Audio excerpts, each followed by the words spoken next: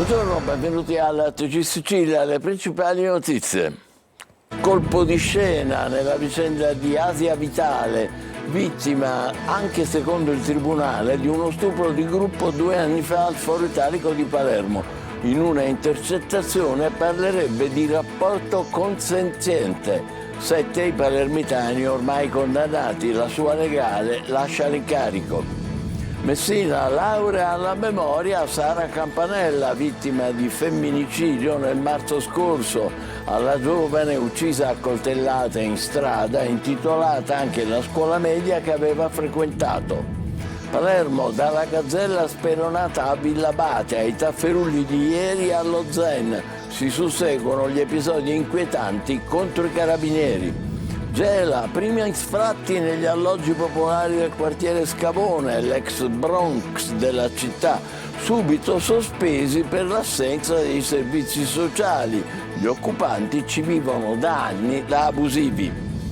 Catania, benvenuti ragazzi, sarete i miei collaboratori, così il sindaco trentino saluta i 100 nuovi agenti municipali che stamattina hanno giurato. Anche in Sicilia soddisfazione della comunità ebraica per il primo accordo tra israeliani e Hamas.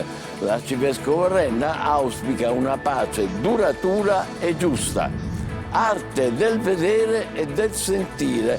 La personale di Franco Marrocco, direttore dell'Accademia di Brera, in mostra da Cireale in un coinvolgente viaggio dell'anima.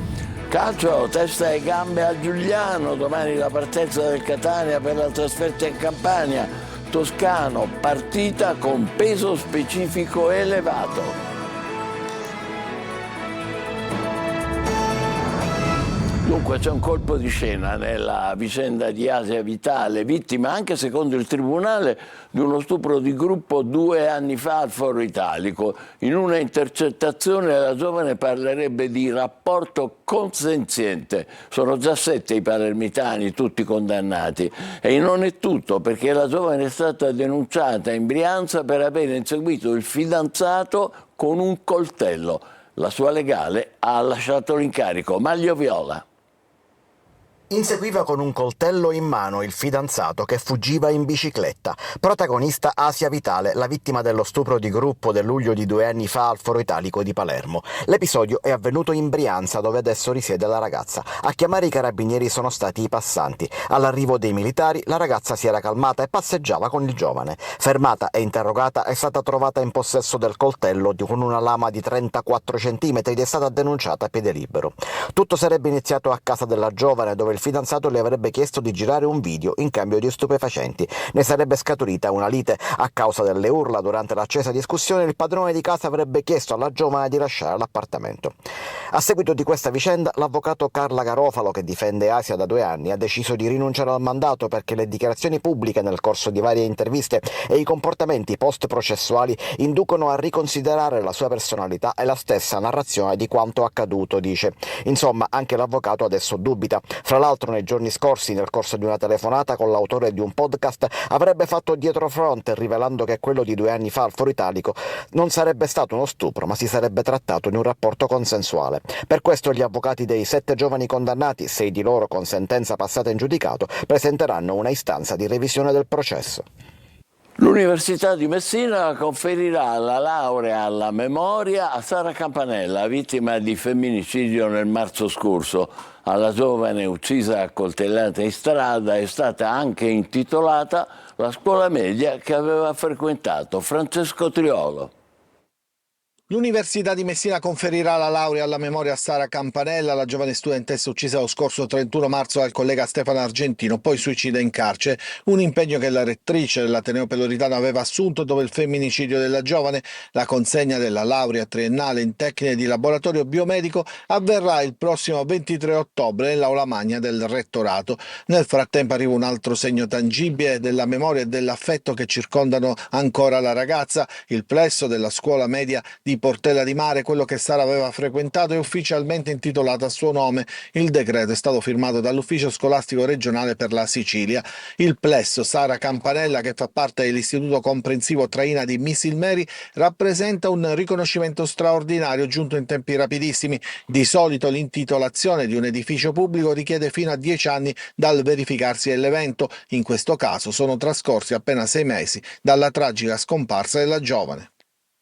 Gela, dopo la denuncia del procuratore Vella di 200 casi di violenza e maltrattamenti domestici in un solo anno, l'avvocato Musciarelli dell'associazione Save the Woman rincara la dose. In città non esiste un centro antiviolenza e non c'è neanche una casa rifugio. Zerri Italia. 200 casi di violenza e maltrattamenti in un solo anno, e questo è il numero delle denunce che il procuratore Vella ha presentato all'indomani del femminicidio di Veronica Abbasa. Numeri che fanno paura e che raccontano una realtà difficile ma ancora incompleta, come sottolinea l'avvocato Rosi Musciarelli, referente di Save the Woman. I numeri sono sicuramente falsati, perché se 200 sono i casi che emergono, quindi donne che hanno avuto il coraggio di denunciare, altrettante se non il doppio di questi soggetti sono invece donne che rimangono nel sommerso, donne che non hanno la forza, la capacità, che non trovano un appoggio per poter denunciare. L'associazione Save the Woman Gela prova a colmare quel vuoto, offrendo ascolto e sostegno, ma il territorio, denuncia la Musciarelli, è privo di strutture adeguate. A Gela per esempio non manca un centro antiviolenza, non c'è una casa a rifugio, quindi a volte spesso capita, quando le donne ci chiamano per denunciare, dobbiamo necessariamente poi trasferirle o comunque darle contatti del centro antiviolenza di Caltanissetta, che è più vicino a livello territoriale, se non a Catania. L'associazione lavora anche con i giovani per cambiare la cultura del possesso che alimenta la violenza di genere. Ma la fase più difficile resta quella del post-denuncia, un percorso segnato da paure, solitudine e mancanza di supporto. Non c'è dubbio che le donne debbano denunciare, però l'appello alle autorità competenti, ai nostri politici, è quello di aiutare le donne, aiutare le associazioni come la mia che lavorano sul territorio a poter rendere questo passaggio del post denuncia più sereno possibile per le donne vittime già di violenza che subiscono una vittimizzazione secondaria. A Palermo adesso, dalla Gazzella speronata a Villabate ai tafferugli di ieri allo Zen. Nel capoluogo si sono registrati episodi inquietanti negli ultimi giorni e di tensione contro i carabinieri. Marco Gullà. Aveva appena rubato un'auto, ma per sua sfortuna è stato intercettato dai carabinieri dopo una segnalazione. Così, dopo non essersi fermato all'alt dei militari, ne nasce un inseguimento. Succede a Villabate, nel Palermitano. Poi il 52enne sperona anche alla Gazzella dei carabinieri, ma viene comunque fermato e arrestato. L'auto è stata riconsegnata alla legittima proprietaria. Un altro episodio inquietante che si manifesta contro le forze dell'ordine. Proprio ieri allo Zen si sono registrati tafferugli e momenti di tensione quando i carabinieri hanno iniziato un'attività di controllo e perquisizione alla ricerca di droga. Urla, spintoni, tafferugli, ancora una volta lo Zen diventa territorio insidioso e ostile alle forze dell'ordine. Ma non solo, perché stamattina, proprio nel cuore del quartiere palermitano, un incendio è divampato all'interno di una struttura di lamiera adibita a rivendita di street food. Si è alzata un'alta colonna di fumo nero che ha messo in allarme i residenti della zona. Un incendio che potrebbe avere un'origine dolosa e che rientrerebbe nel corollario di episodi che ormai si susseguono da mesi. Torniamo a Gela, primi sfratti negli alloggi popolari del quartiere Scavone, subito sospesi per l'assenza di servizi sociali. Gli occupanti ci vivono da anni da abusivi. Gerri Italia. Da anni vivono qui negli alloggi popolari dell'ex Bronx di Gela, occupati dopo aver sfondato i muri di forati che chiudevano gli ingressi, case fatiscenti abbandonate da tempo che queste famiglie hanno cercato di rendere abitabili con le proprie mani. Stamattina sono arrivati i primi sfratti, poi sospesi solo per l'assenza dei servizi sociali. Rimane però la paura. L'appuntamento con lo sfratto è solo rinviato e queste famiglie rischiano di finire in mezzo alla strada. Abbiamo commesso un illecito per bisogno, non è per piacere, però noi chiediamo con quel poco di metterci a regola, anche perché ci spetta di diritto. Molti di loro avevano partecipato al bando di regolarizzazione dell'Istituto Case Popolari, ma per tutti è arrivato comunque l'ordine di sgombero. Un paradosso, perché nello stesso quartiere decine di appartamenti restano vuoti o in rovina e mai assegnati. Se noi ci facciamo un giro nelle palazzine ci saranno una quindicina, una ventina di case vuote. E così verrà pure la mia. Se io mi dovrebbero fare sfratto, che mi chiudono la porta, quella casa resterà sempre vuota. Nessuno verrà a prendersi una casa popolare qui perché siamo macchiati. Dopo un incontro in comune, il sindaco Terenziano Di Stefano ha chiesto allo IACP di Caltanissetta un confronto con il prefetto per sospendere gli sgomberi e riaprire i termini di regolarizzazione. La carica dei 100 a Catania, giuramento per i nuovi agenti municipali che avranno il compito di fare rispettare le regole del codice della strada. Il sindaco trentino: benvenuti ragazzi, sarete i miei stretti collaboratori. Tonino De Mana. Inizia così una bella stagione per la città, come ha detto un emozionato trentino che da sindaco di Catania ha accolto i suoi validissimi collaboratori. 100 per l'esattezza, 31 donne. Eccoli, altrettanto emozionati, pronti alla prova su strada. I nuovi agenti si aggiungono agli 80 vigili urbani già in servizio e ad altri 22, pronti a rinforzare l'organico. Catania volta pagina nel rispetto delle regole, ma con la consapevolezza che servirà uno sforzo di tutti. È solo un inizio, perché poi, se consideriamo comunque una città che ha sempre bisogno di almeno 800 vigili, però grazie al governo nazionale che ho fortemente pressato noi abbiamo ottenuto le risorse perché paghi il governo nazionale i primi 3 anni e poi saremo noi a doverci caricare i costi, ma lo facciamo con immenso piacere perché avevamo bisogno di rinforzare l'organico e soprattutto di rinsaldare lo spirito di squadra. In premessa ha detto sarà un sindaco fastidioso, perché? Perché sono molto esigente. Gli fa eco il comandante della Polizia Municipale, Diego Peruga. Vogliamo stare in mezzo alla gente in maniera normale, non vogliamo noi eroi su strada che facciano chissà che cosa, ma fare semplicemente il proprio compito. Ai nuovi assunti ha detto non dobbiamo avere paura della strada. Sì, il senso era legato anche agli episodi che ci sono stati di recente, che registriamo ogni giorno, fenomeni di aggressione, fenomeni di particolare ostilità nei confronti anche di chi si sforza con molte difficoltà a fare il proprio lavoro. Quindi il senso è quello di dare forza, dare sicurezza, dare coraggio in una realtà che non è facile, lo sappiamo tutti, voi lo registrate ogni giorno, ma noi vogliamo esserci per migliorare questa condizione. Si abbassa notevolmente l'età media del corpo di polizia municipale, con le nuove leve pronte a subentrare alla vecchia guardia.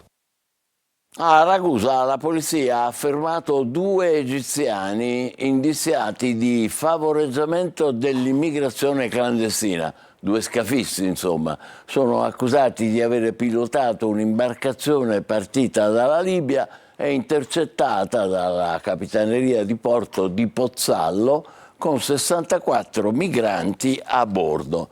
Nella notte, intanto, 2 motovedette della Guardia Costiera di Lampedusa hanno soccorso 64 persone, fra le quali un minore, sull'isola di Lampione. L'arcivescovo di Palermo Lorefice, a proposito della continua e incessante emergenza migranti, dice: il Mediterraneo sia un mare di vita e non di morte. Intanto sono detenuti in un carcere di massima sicurezza a Tel Aviv i volontari dell'equipaggio della seconda flottiglia sequestrata ieri dalle motovedette di Israele. Il legale delle 2 siciliane dice al nostro TG: oggi si deciderà per la scarcerazione. Gli attivisti sono sottoposti, dice, a trattamenti disumani. Desiree Ferrito. Noi le prime notizie le stiamo avendo adesso, da poco abbiamo saputo che li stanno trattando malissimo, che ci sono stati abusi fisici, umiliazioni, trattamenti disumani.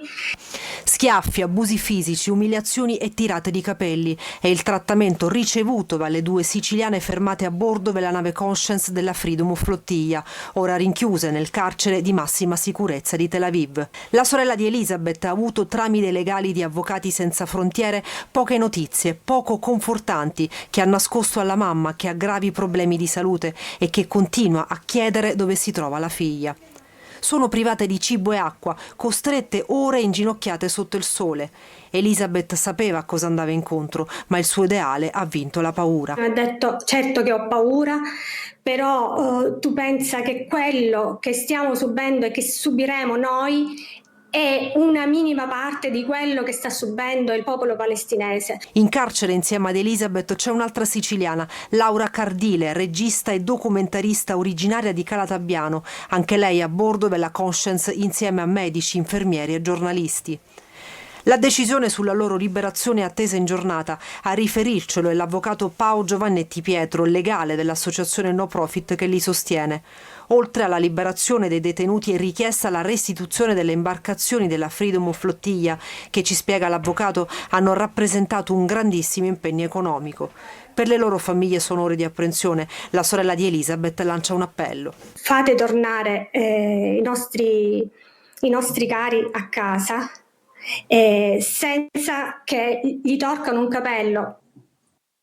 Tutt'altro segno i commenti anche in Sicilia dopo il primo accordo fra israeliani e Hamas su Gaza. Siamo felici del risultato e del ritorno dei nostri figli a casa, dice il presidente della comunità ebraica di Catania, Baruch Triolo. Adesso, aggiunge, è necessario un grande sforzo perché si mantengano le promesse e l'equilibrio fin qui raggiunto. Tra Ribera e Cazzabellotta nasce il Giardino della Pace, nuovo simbolo di armonia e speranza. L'inaugurazione è stata preceduta da una marcia della pace che ha visto gli studenti in cammino per dire sì al dialogo in Medio Oriente e alla bellezza che unisce e non divide. Francesco Tirolo. La pace ha messo radici tra le colline di Ribera e Caltabellotta, nell'Agrigentino.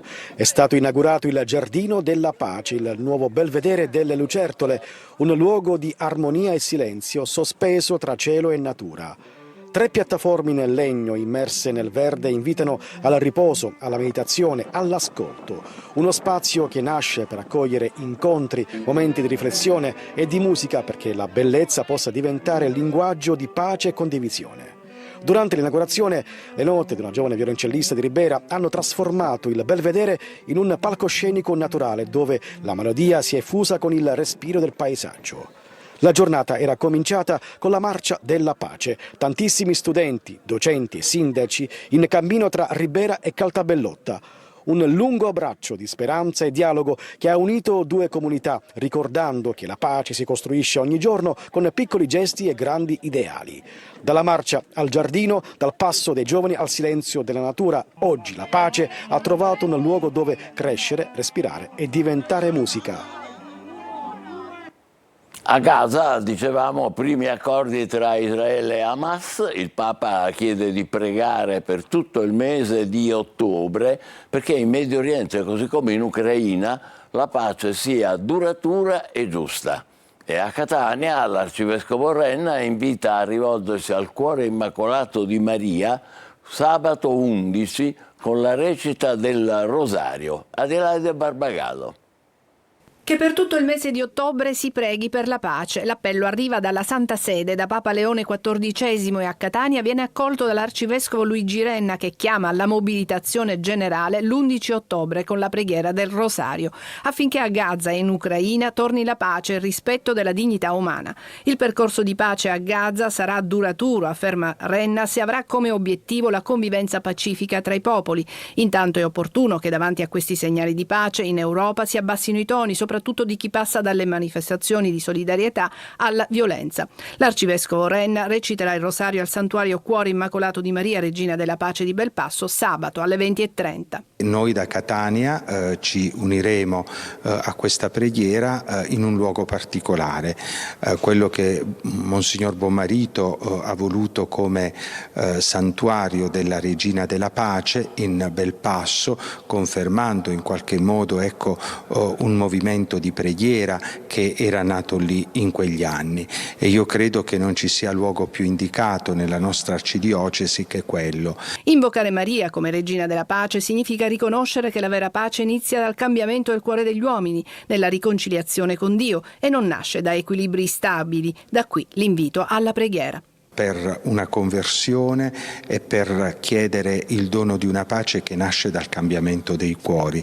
Ciò che sembra impossibile agli uomini, a Dio non è impossibile, e noi crediamo che per l'intercessione della Madre sua, si possa aprire una strada di pace. Torniamo alle notizie locali. A Catania il nuovo direttore dell'azienda sanitaria è Gianfranco Di Fede, nominato ieri dal direttore generale Giuseppe Laganga. Di Fede prende il posto del dimissionario Giuseppe Reina, indagato per violenza sessuale. Arte del vedere e del sentire, una personale di Franco Marrocco, direttore dell'Accademia di Brera, è in mostra ad Aciriale in un coinvolgente viaggio dell'anima. Roberta Lunghi. Opere che seducono lo sguardo dell'osservatore e lo spingono a compiere un viaggio dell'anima. È la pittura di Franco Marrocco nella mostra Nel vedere e nel sentire, ospitata fino al 30 dicembre a San Giovanni La Punta, nel Catanese, dalla Fondazione La Verde e la Malfa Parco dell'Arte, in occasione del suo 17° anniversario, con il patrocinio del Comune di San Giovanni La Punta. Franco Marrocco, docente di pittura all'Accademia di Belle Arti di Brera di Milano, istituzione di cui è anche direttore, è acuto indagatore della condizione umana e, riprendendo la lezione dei maestri dell'avanguardia americana, dà vita a una serie di astrazioni che hanno radici nella realtà. Il percorso pittorico selezionato dal curatore, lo storico e critico d'arte Giorgio Agnisola, consegnato alla visione del pubblico, assurge a maggiore senso. Il senso anche della verifica del lavoro. Qui ci troviamo di fronte a delle opere selezionate da Giorgio Agnisola, che tiene conto alcuni temi che appartengono all'uomo, appartengono a quella parte più intima che noi chiamiamo spirito. Le opere, in genere di grandi dimensioni, vanno lette a distanza e sembrano fatte per integrare lo spazio. E così ci si ritrova davanti, ad esempio, alla grande palpebra, capace di catturare lo sguardo e poi l'anima in un percorso spirituale. La personale del vedere e del sentire propone al pubblico 18 dipinti e sarà visitabile su prenotazione fino al 30 dicembre. È il momento della nostra pausa, tra poco per il calcio le ultime sulla trasferta del Catania Giuliano, nelle parole dell'allenatore toscano, e poi la crisi di Trapani e Siracusa. State con noi, vi aspetto.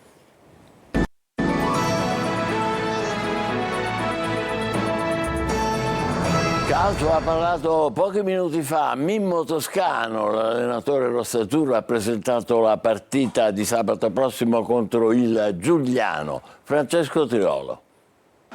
La conferenza stampa di Mimmo Toscano per presentare la partita di giovedì, un giorno inusuale se vogliamo. Il Catania però anticipa i tempi della trasferta di Giuliano per prepararla al meglio, per arrivarci al meglio. Partenza domattina presto, rifinitura già in Campania, così da smaltire le fatiche del viaggio. Si guarda ad ogni minimo dettaglio per una gara che rappresenta la porta d'ingresso alle 2 super sfide contro Salernitana e Benevento. Un bigliettino da visita che deve mandare anche un messaggio alle prossime avversarie.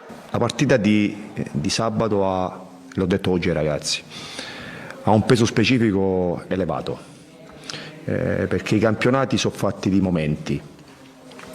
Questo è un momento dove devi passare attraverso questa partita, che ripeto, un avversario in un campo, ricordiamoci la passata stagione, difficile e ostico, una squadra che nel proprio campo ha sempre messo in difficoltà le avversarie, ed è il momento dove il peso specifico di questa partita è elevato. Ripeto, i ragazzi lo sanno, dobbiamo arrivare pronti ad affrontare un avversario, una partita che in un momento particolare. L'allenatore rossazzurro può sorridere, dopo tante settimane ritrova quasi tutti gli infortunati, nei convocati anche Rolfini e Aloi. L'unico ancora fermo ai box secondo il bollettino della società è Martic, ancora indisponibile. Caturano invece scalpita per una maglia da titolare. A Giuliano il Catania non sarà solo, dopo 3 divieti e la trasferta di Cerignola per i tesserati tornano a viaggiare senza limitazioni i tifosi rossazzurri. Il settore ospiti dello stadio De Cristofaro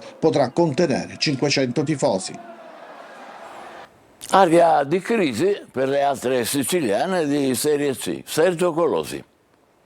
Dall'inizio della stagione è il momento più delicato di Trapani e Siracusa, rispettivamente penultimo e ultimo della classifica di Serie C. Due posizioni simili ma con origini diverse. Il Trapani condizionato da 8 punti di penalizzazione, il Siracusa invece da un mercato last minute e incompleto. Allenamenti fondamentali in casa Granata per capire chi tra i 6 assenti contro il Giuliano potrà recuperare per la gara di domenica a Cava dei Tirreni. Sotto osservazione tra gli altri Salines, Vasquez e Fischnaller, ma è la condizione fisica generale a preoccupare, con un Trapani senza vittorie da 4 turni con 3 pareggi tutti per 1-1 e la sconfitta di Benevento. Il presidente del Siracusa Ricci ha rinnovato la fiducia a Turati, ma 7 sconfitte in 8 giornate sono troppe e la gara di domenica contro il Sorrento potrebbe fare da spartiacque. La società chiama a raccolta i tifosi con 2 sedute aperte al pubblico e un confronto con dirigenti, tecnico e squadra.